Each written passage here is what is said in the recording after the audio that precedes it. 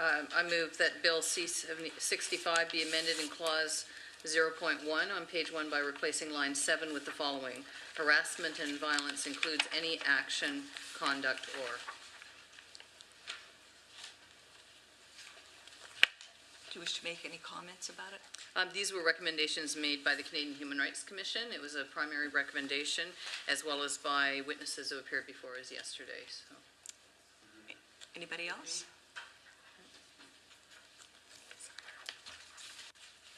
Is it your pleasure, honourable senators, to adopt the motion and amendment?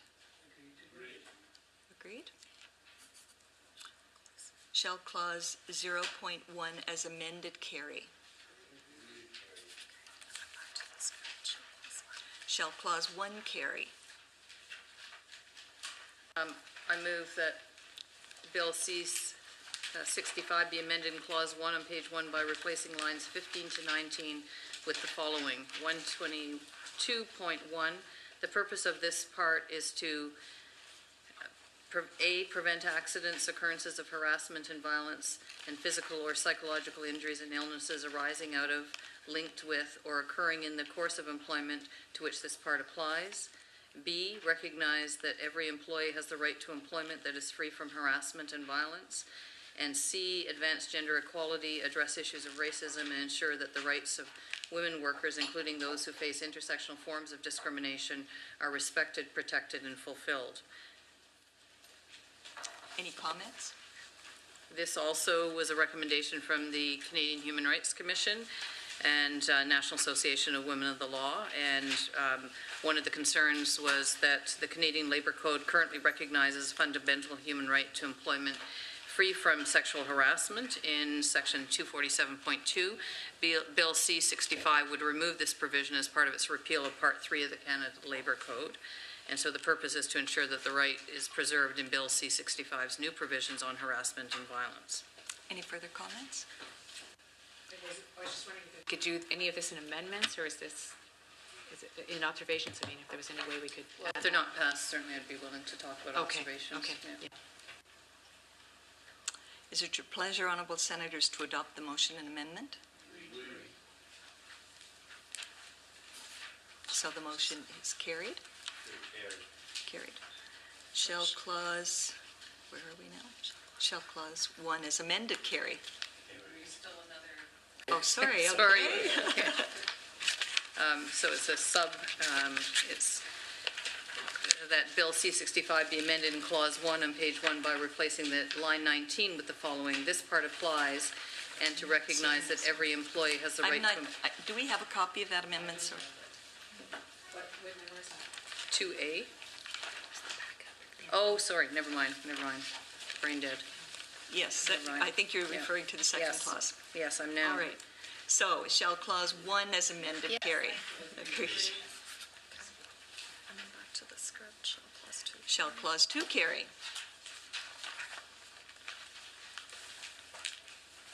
Carried or not? Is You disagree? just 2 point. Yeah, sorry. Sorry?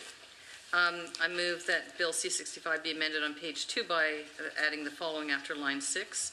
2.1, the Act is amended by adding the following after section 123. For greater certainty, nothing in this part shall be construed so as to abrogate or derogate from the rights provided for under the Canadian Human Rights Act. And this was another amendment suggested by the Canadian Human Rights Commission and the National Association of Women of the Law. Before we do that, can we just carry clause 2 because you're at 2.1? 2.1. Right, sorry. So can we carry clause 2? Agreed? Yeah. Agreed? Yes. Thank you. Okay. 2.1. Do you want me to repeat? If she has any comments. Sorry? If there's any comments or questions. Any further comments or questions about the amendment that's before us? Is it your pleasure, honourable senators, to adopt this motion and amendment? Agreed? And Carried? shall clause 2 carry. Shall new clause as amended 2.1 carry? Carried. So back to the script, clause 3. Shall clause 3 carry? that Bill C-65 be amended in Clause 3 on page 3 by adding the following after line 8. Z 1.163, ensure that the workplace is free from harassment and violence. And this is an amendment that's connected to the Second Amendment, and so it basically is bringing it into line with the amendment that's already been made, as will the next one be. Any further comments? Is it your pleasure, honourable senators, to adopt this motion in amendment? Agreed. So now she can present her second one, So because it's the same clause. that motion carried. Go ahead. The next one, we're still on clause 3. 3, that Bill C-65 be amended in Clause 3 on page 3 by adding the following after line 8. Ensure that the person designated by the employer to receive complaints relating to occurrences of harassment and violence has knowledge, training, and experience in issues relating to harassment and violence, and has knowledge of relevant legislation. And again, this was a recommendation by the National Association of Women of the Law, and related to some of the discussion we had about the lack of information. Senator Tulijan? people have. It was something that we heard consistently through the 2 days of testimony. Okay. Is it your pleasure, honourable senators, to adopt this motion and amendment? Agreed. Is it your Shall clause 3. shall clause 3 carry as amended? Clause 4.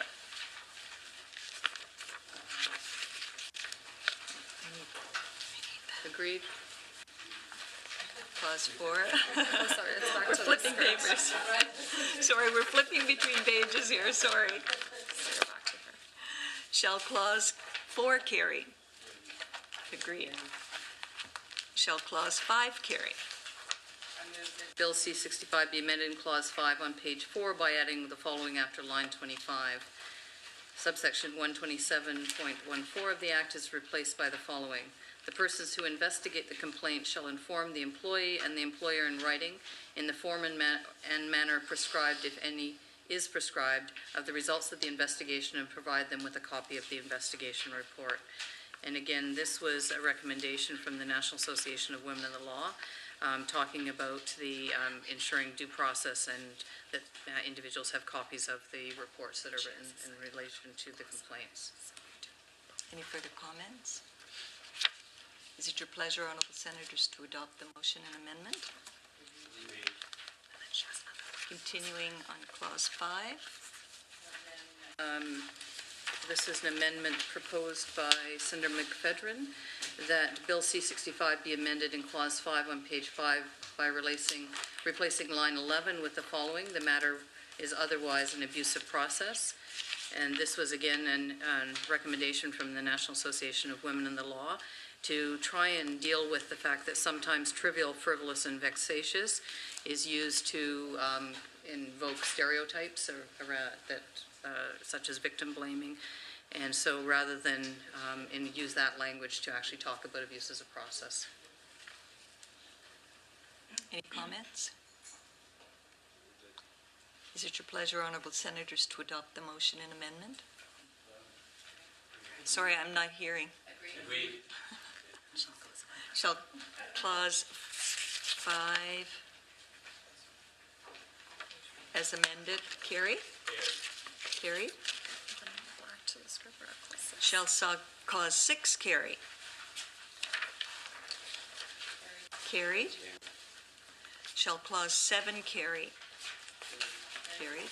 Shall clause 8 carry? Shall clause 9 carry? Shall clause 10 carry? Shall clause 11 carry? I move, it's 11.1, do you want? Go ahead. Clause 11 carries first. I move that. Sorry, clause 11. Sorry, go back to Go ahead, Senator Pate. Yes, sorry. Oh, yes, sorry, 11, yes, I agree with Carrie. No, it's part of clause 11. It's part of clause 11. 11.1. No, it's 11 and 11.1 are two separate clauses. 11 should carry. 11 carries. Carried. Carried. 11.1, I move that Bill C-65 be amended in clause 11.1 on page 7 by replacing line 37 with the following. The minister shall prepare and publish an annual. And on page 8, by adding the following after line 5, the statistical data contained in the report shall include information that is categorized according to prohibited grounds of discrimination under the Canadian Human Rights Act. And this is again a recommendation from the National Association of Women in the Law regarding the importance of documenting these incidents. Any comments? Senator Seidman? Yeah, I'm just looking, Don't play We're- poker, Senator 139.1, Seidman. okay, so, 139.1, maybe I didn't turn the page. No. Because it says here, the minister shall prepare and publish an annual report, and I thought that's what we're replacing it with, but on page 7.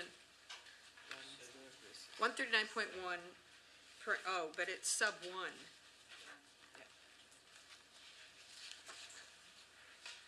I wonder if you could explain, because I'm also looking at Yeah, the I'm exact very same wording. confused, yeah. The exact same wording on 139.1 is the minister shall prepare and publish an annual report.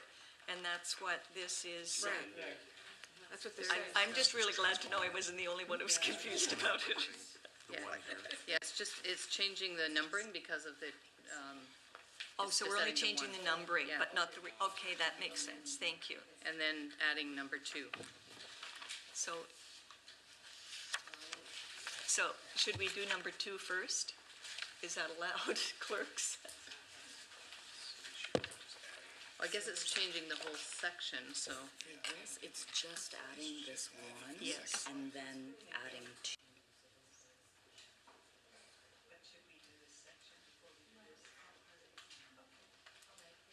So we'll do the section where we're adding the 1 in parenthesis. Yeah.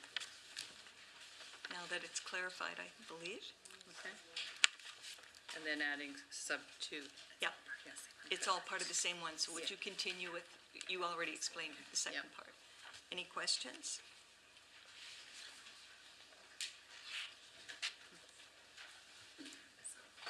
All in, is it your pleasure, honorable senators, to adopt the motion and amendment? Agreed. Shall clause 11 as amended carry? Agreed. 11.1, sorry, carry as amended? Carried. Carried. Shall clause 12 carry? Shall clause 13 carry? Shall clause 14 carry? Shall clause 15 carry? Shall clause 16 carry? Shall clause 17 carry? Shall clause 18 carry? Shall clause 19 carry? Shall clause 20 carry? Shall clause 21 carry? I move that Bill C-65 be amended in clause 21 on page 13 by adding the following after line 35.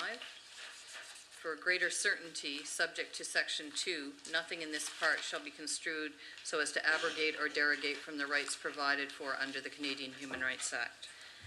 And this was, again, an amendment proposed. It was by the Canadian Human Rights Commission and the National Association of Women in the Law, talking about ensuring that the Human Rights Act still applies, and the current amendment applies also to the Parliamentary Employment Staff Relations Act, and to ensure that an identical provision applies for parliamentary employees as well.